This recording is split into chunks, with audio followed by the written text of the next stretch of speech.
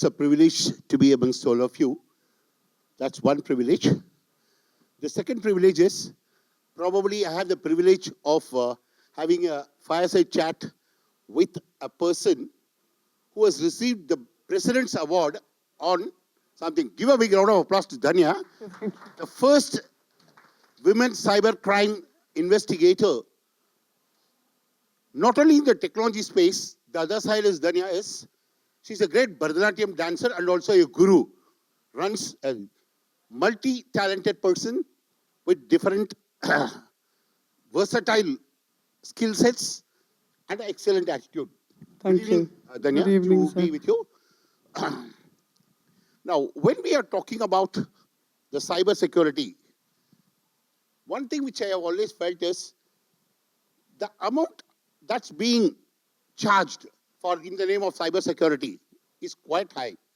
Should I spend so much of money in cybersecurity, which may not occur to me why I should think of it? It's one question. Secondly, I also feel sometimes a concept which is called cybersecurity is costly, but then the cost of not having is much more costlier. So this is something which people say, right? Now, given the present situation in the world, what do you think could be the possible attacks that could be happening? The real fact is that all of us are victims, whether we want to agree it or not.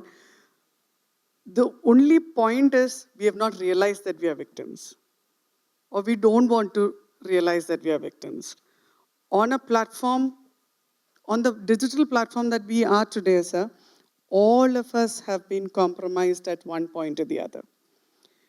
Now, why should we talk about something called cybersecurity or consider taking up security?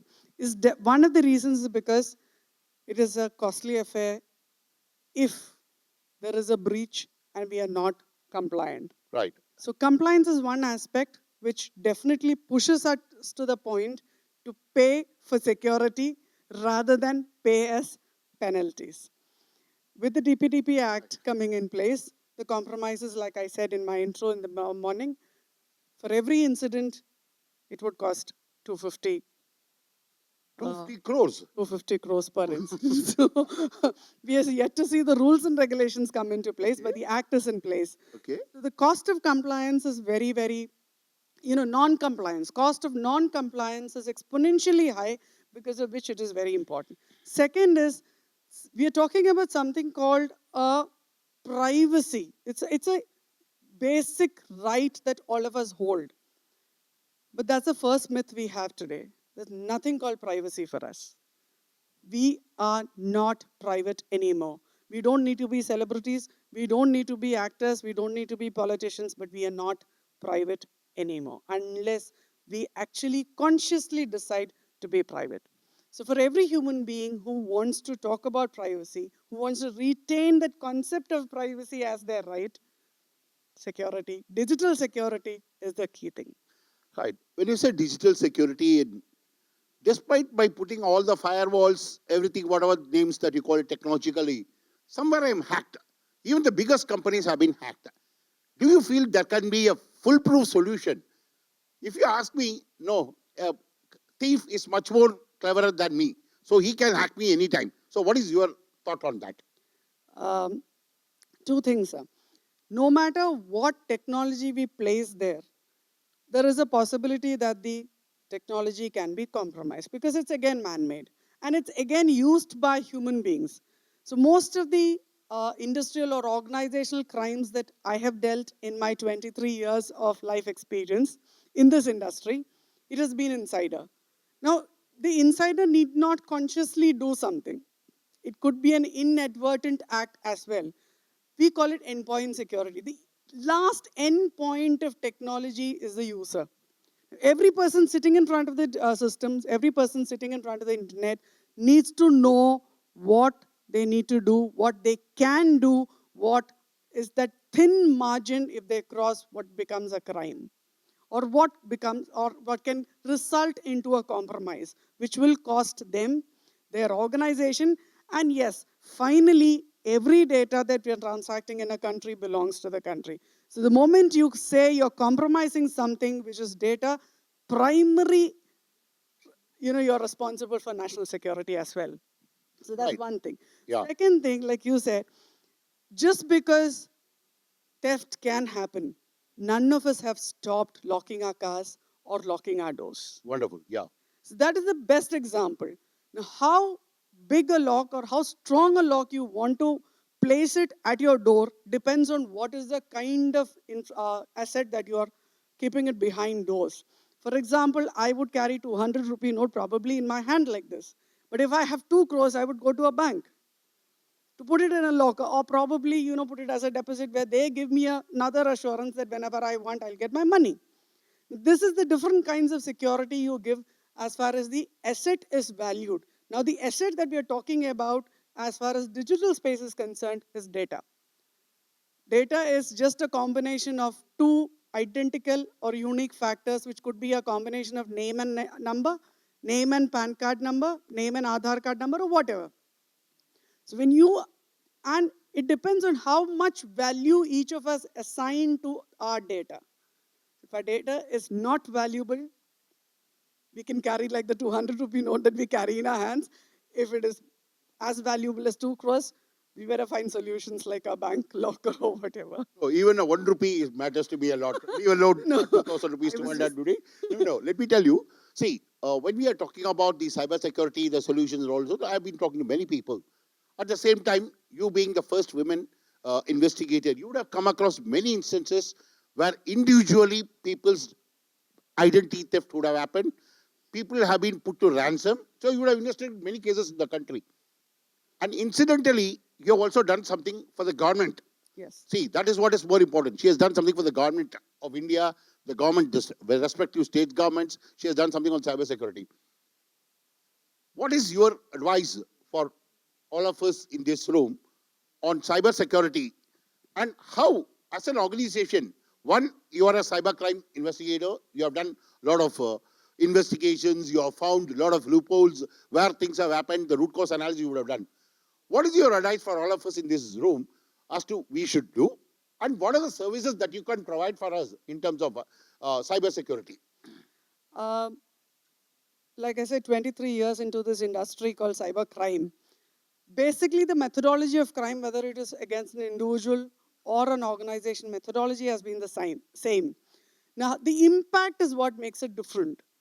When an organization's data is compromised, when an organization's reputation is compromised, when an organization's financials are impacted, we call it crime against organization or institutions. There, how we function is we get in from analyzing what the asset of that organization is, digital asset of that organization is. Usually, whenever we talk to our clients, they tell us we have 100 systems. That's it. Or one firewall, or one cloud space, or something like that. They do not take the amount of data that they have stored over the years as even a consideration. They don't even consider it as an asset value at all.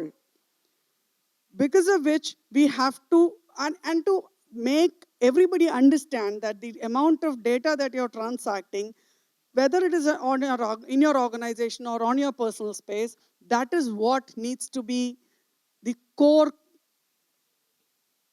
point that needs to be considered, is difficult to convey to the people also. This data is again something which we cannot perceive by touch or by feel, or we don't see it. So protecting such data, we have to actually start by understanding the infrastructure of the organization, the process of the organization. So we do a gap analysis, we do audits, we do vulnerability assessments as for where and what are the vulnerabilities in the digital infrastructure as far as data is concerned. We do penetration testings as well. We do recommendations. We do fixings. Many a times we even actually have to go to the extent of configuring or resetting up their networks and their security systems as well. So we do all that. And yes, as the end process, we also recommend certain certifications which comply to international laws or national laws, depending on the country that you work in. So that's our services. As far as the individual is concerned, my advice is, or probably what I've learned from my past experiences would be, please be careful on the data that you use on your digital space, whether it is yours or your related persons. Transaction, be very careful. Be very careful what you post on the internet, because once in the internet, forever on the internet, and there's nothing called 100% deletion on the internet. Right. Having said that, all these things that you can do, is there any awareness programs that you conduct to ensure? Because this is one area where the kids today are totally this thing. Do you do any such awareness programs, leave alone for organizations or for individual? How is it like? Um, Awareness programs, we have been, as an organization, we've been doing it for the last 16 years, Right. both on the corporate level and as far as on the social level as well. Now, the social level, most of our commitment over the years have gone to the children, because primarily I've been working with the Ministry of Women and Child, and I got my award also working with the ministry for busting around 2,700 odd cases before 2017 August. Wonderful, wonderful. That's a great achievement. Yeah. So that's how I got there. So definitely the commitment had been to the children over the past so many years. We've been doing a lot of awareness programs across schools in India. We've been doing a lot of awareness sessions, workshops, seminars. We've also come out with a curriculum program to run in different schools at different levels of classes. The syllabus is so curated that it is age appropriate and they can be understood. But I have not found the difference where you need to train the children more and the adults can be left off. No, we are equally ignorant. We are equally ignorant about what we are doing online, how we are transacting online.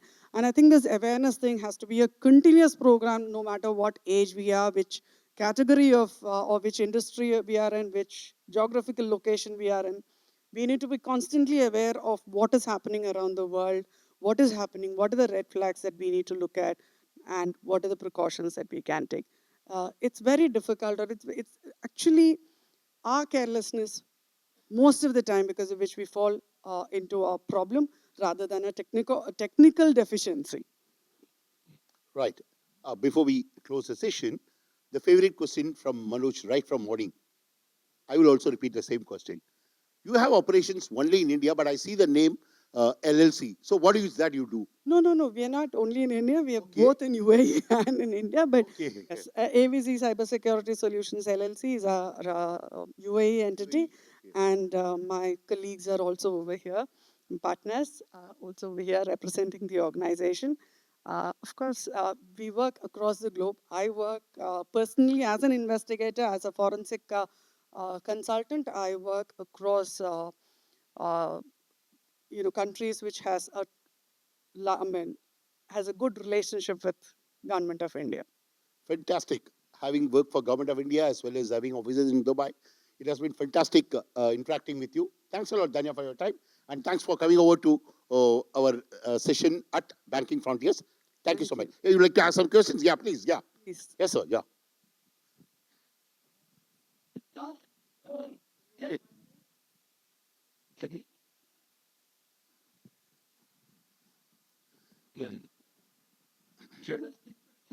Yeah.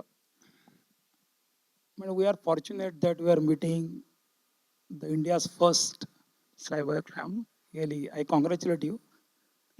But as considering your area of the cybercrime, I have a very small question. Being a banker, see, once upon a time,